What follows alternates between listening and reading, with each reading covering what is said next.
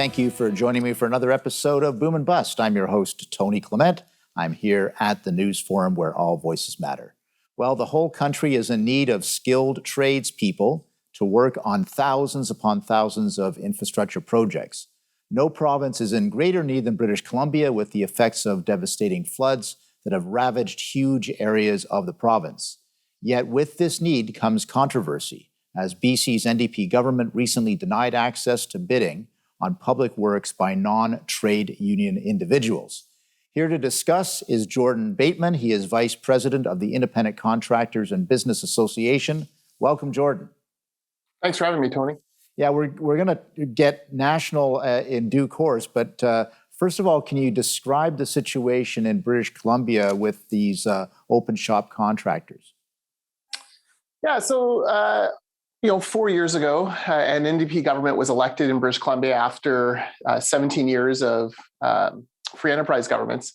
And the first thing they did is want to provide a SOP to their building trades unions that had donated millions of dollars and thousands of person hours to their campaigns.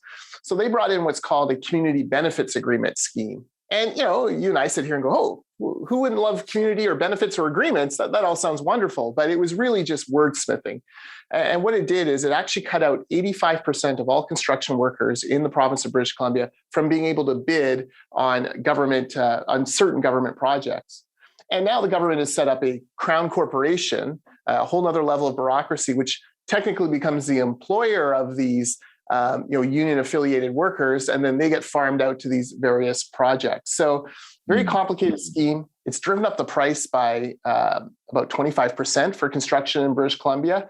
And, it's cutting out 85% of workers. So it just fails that basic fairness test. So these are for all public works then, provincial, municipal, you name it? No, so these are for some significant projects that the province is doing, four of them right now. But billions and billions of dollars worth of infrastructure projects. Right. And we get the sense they would love to do more, but even they know this model is flawed and they just can't afford to keep overpaying for labor in this way. Right. So now we're in a situation, obviously, in British Columbia with the flooding, destruction of massive amounts of infrastructure. So how badly are tradespeople needed in BC right now? Well, the shortage of labor has been an issue for years, and it's just become more acute now. And the funny thing is, they try to keep 85% of these companies out of bidding on certain contracts, but the moment there was an emergency, it's all hands on deck. And so, we have, I just met this morning with a group of our civil contractors who have emergency crews all over the province trying to rebuild highways just to get them open for basic commercial traffic, let alone the convenience of going to visit family and friends and whatnot. This is it's hard to explain the scale of the work that needs to be done. The mudslides and flooding have just taken out entire sections of highway, bridges. We're talking about billions and billions of dollars worth of work that needs to happen. And those workers have to come from somewhere, and they're being pulled off of other projects in order to go in, quite rightly, to save the BC economy, because we've got to get these supply lines open again. And is this something that the public is aware of? Like, has it generated some public pressure to get these projects done as quickly as possible? Oh, absolutely. We've heard from people within the construction industry who have said that environmental permits, for example, to get the rail lines going again, which used to take months or years, were being turned around by Ottawa in 45 minutes, which, Tony, I know you and I feel like it's almost mind-blowing to think about that 45 minutes. But it does show you that when necessary, government can act very quickly.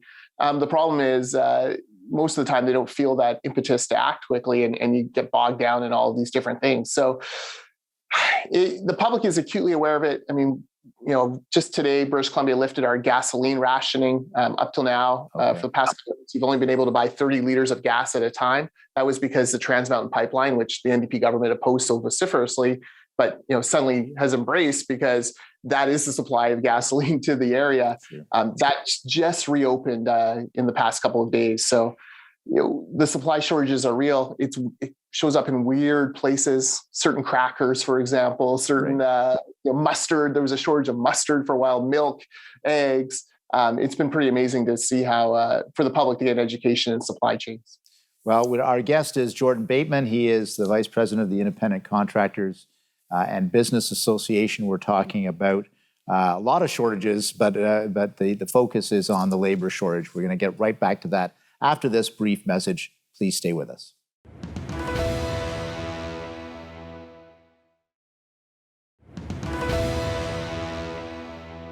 Welcome back to Boom and Bust. I'm your host, Tony Clement, here with Jordan Bateman. He is the Vice President of the Independent Contractors and Business Association. Jordan, sticking with British Columbia for a second more, is there a lobbying campaign at all? Is this part of what you're doing to try to get the BC government to correct some of these rules to allow for more open shops to bid on these projects? Yeah, we actually do. Yeah, we partner with groups like the Progressive Contractors Alliance. In fact, some unions have joined us, CLAC being one of them. And we're working hard. We've tried legal means to challenge it based on fairness. That hasn't exactly gone quickly, right, unfortunately. But yes, there are a number of campaigns that we have going on. icba.ca is our website. You can find some information there. And, it's really, when they first brought out this policy 4 years ago, we got the sense that they wanted to do it over and over and over again. We've managed to limit it to 4 projects so far. We think that they understand all of a sudden that the labor market's really changed from the 1990s when they were last in power, and they can't, put that genie back in the bottle. Well, that's interesting. Maybe expand on that a little bit. How has the labor market changed?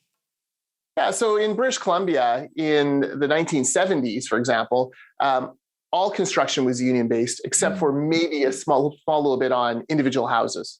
By the 1990s, it was about 50-50. 50% of the construction work was done by unions, 50% by open shop.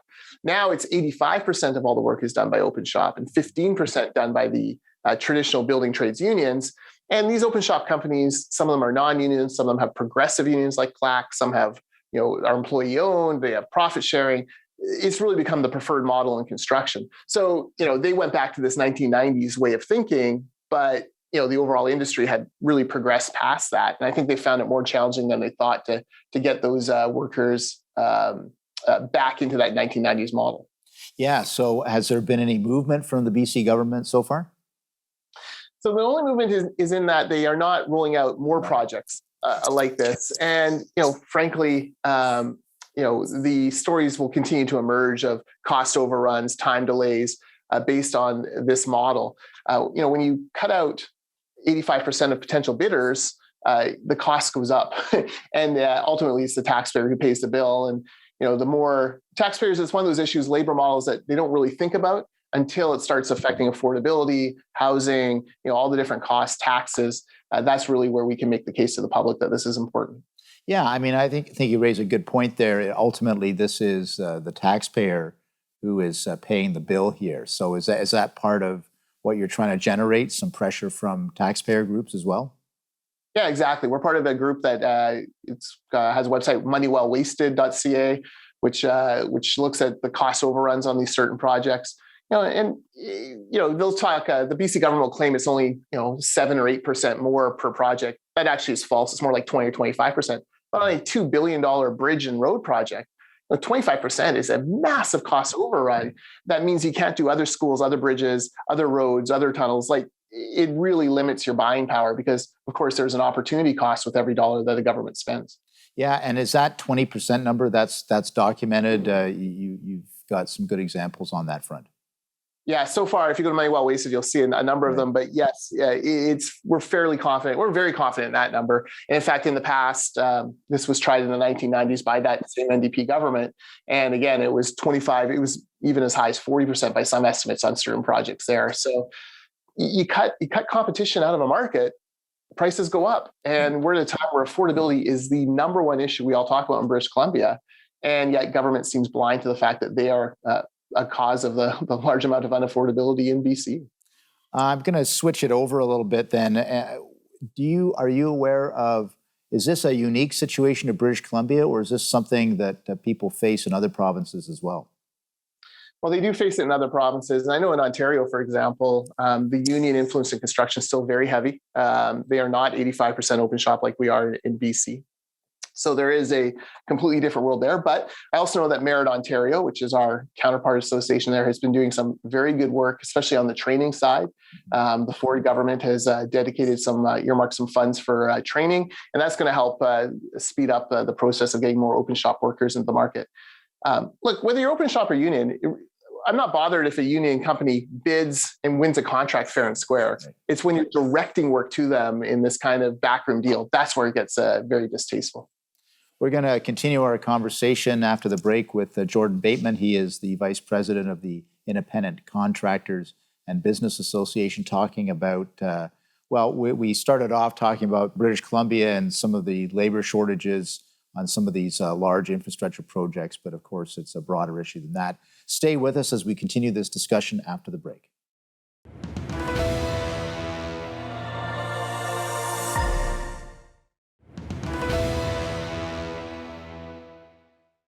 Is there a move in Ontario then to try to open this up, or is it because it's heavily unionized that there's not much room to maneuver there? There's a lot less room to maneuver than, say, in British Columbia, but there are opportunities, and we encourage the Ford government to continue to open up bidding to everyone. And it's even, I think the Ford government has made progress. It's really the municipalities that control a lot of this, right, in Ontario, and that's been a problem. Back in my old Canadian Taxpayers Federation days, I would often see stories out of Ontario of union projects even ripping out things that someone would build a little staircase or something, and they would rip it out and bring back a union labor in order to make it happen again. That kind of waste is very difficult to get around. So it's almost a city by city battle to try to get as much open and fair tendering as possible. Yeah, and maybe just from that national perspective, I know province by province perhaps, but still it all adds up to a national perspective. What is the impact in terms of costs, in terms of taxpayer costs, in terms of quality, in terms of quantity? Just to go through that list a little bit more. Yeah, in the old days, the argument the unions would make is that, union workers are safer workers, they're ticketed, they have all their important credentials and all that. The truth is now that, non-union workers have those exact same accreditations. Training is an important thing there. The oversight, worker safety oversight, is the same whether you're union or non-union. Training has come a long way for non-union companies.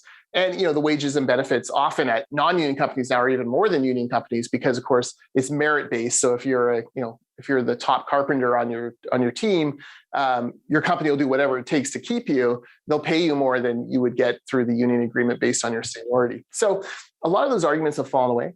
Where we're concerned nationally is that the Trudeau government has a very cozy relationship with some of these building trades union groups. And where they've traditionally been NDP, they seem to now to be drifting over towards the Trudeau government. And what we don't want to see is these CBAs, which again sound great, community benefit agreements, we could be opposed to that, but are actually guys for union monopolies. We don't want to see that infect federal projects because, frankly, the federal government needs to stretch every dollar they can to go as far as it can. And, CBAs actually wither that away. Yeah. So is that another focus of groups like yours to make sure that the federal government keeps this as open as possible?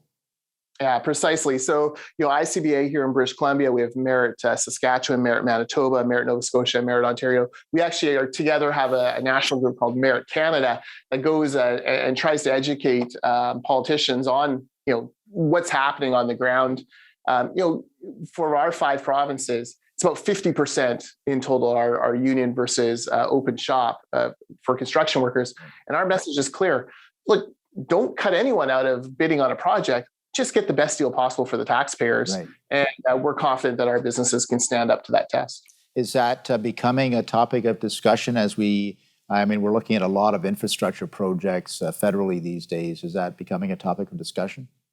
Yeah, absolutely. It's the number one topic for us. And, our companies do, there's federal money that goes, flows through to the province for things like transit projects and whatnot. The federal government also does a lot of the airport expansions, things like that.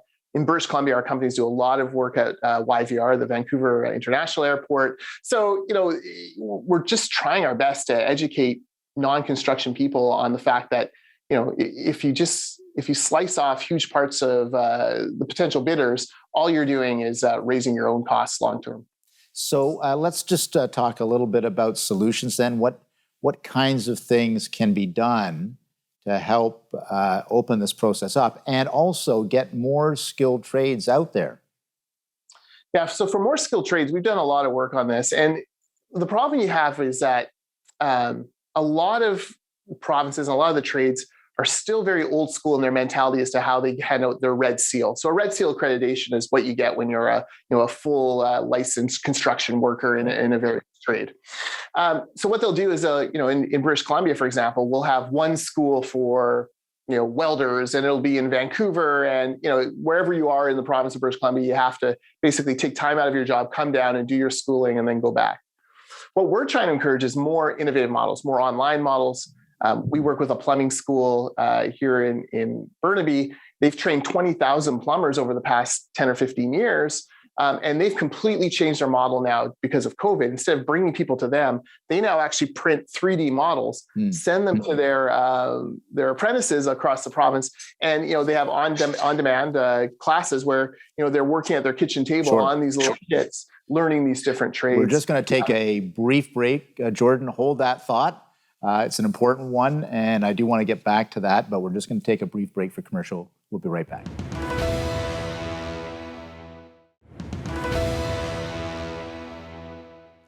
And welcome back to Boom and Bust. I'm your host, Tony Clement, here with Jordan Bateman, talking about labor skill shortages and access to labor. Jordan, I had to cut you off there because of the break, but please continue with what you're talking about.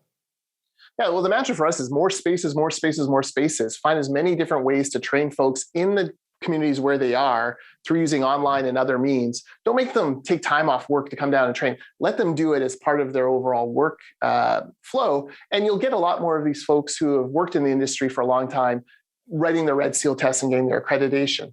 The labor shortage, supply shortage, and frankly, a shortage of common sense among government employees. Those are the three shortages that are just killing the construction sector right now. And we think there are reasonable ways to get around each, but a lot of it flows from government actually making the common sense decisions to open up more training spaces, open up to take a hard look at supply chains, make sure that the infrastructure is in place. And as you know, Tony, common sense in government can be tough to find sometimes. Sometimes you do have to get down on your hands and knees with a magnifying glass sometimes on that front. Just to complete that thought as well on the education part of it, what it sounds like from what you said, Jordan, is really almost like a different approach that it's not only expanding the spaces, but how they do the education should be looked at as well. Is that correct? Yeah. Exactly. I think in the old days, there was a sense you had to have them in the classroom for days and days on end. Now we're saying, no, this is an online, on-demand generation. Let's find ways to get the education to them rather than having to bring them to their education. Is there a lot of interest for the skilled trades in this area? Quite apart from the access issue, which we discussed, but how is it getting young people or younger people interested in this trade and profession? Yeah, so we're changing our pitch to young people now. And what we're focusing a lot more on is entrepreneurialism. Every construction company, successful construction company, was started by one or two people, working together. It's the common story in construction is, you go, you work at a company, you get your red seal, you work for a few years, you kind of learn the business, and then you strike out on your own. And those companies grow quickly. It's an incredible living. It's not uncommon for construction workers to make six figures, even doing things like flagging for traffic. That's how much of a labor demand there is. And so there's a lot of opportunity there. And our job is to tell parents about it, tell career counselors, school teachers, make sure that they are all well aware of that. Like, construction is not a dead-end $50,000 a year job. It is a lucrative career. And if you have any entrepreneurial kid at all, they can make a lot of money and have an amazing lifestyle and employ other people within 15 years of starting their career. And is that approach working? Are you getting a lot more interest that way? Yeah, we're starting to see it. We're starting to draw more kids in. It's hard. We're also trying to find other pockets of people who haven't traditionally worked in construction, women, Indigenous, trying to bring them into the fold and find the things that kind of communicate to them and reach them. So, It's a long-term process, and it's complicated by the fact that we have an aging demographic in Canada. Every industry, Google, aging workforce or labor shortage and your favorite industry. Guaranteed, there's been a news article about it. Restaurants, tourism, healthcare. It goes on and on and on. So we're in a fierce competition for labor, but we think construction is well positioned.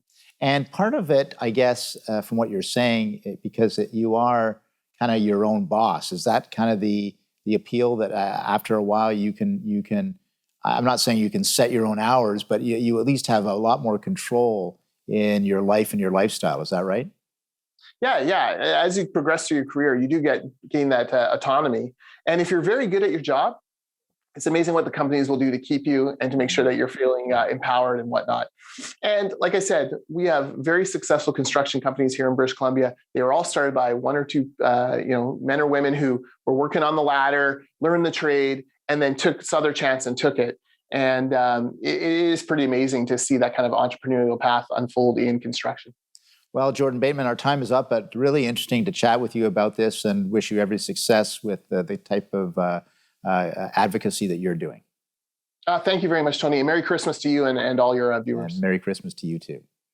Interesting discussion with Jordan Bateman there, talking about skill shortages, what that means for the sector, for trades and construction. Very important for our infrastructure, very important for our quality of life. So certainly this is a topic that we have done something on in the past, but we will continue to do, because if we want quality of life in this country, the skilled trades are so important to that.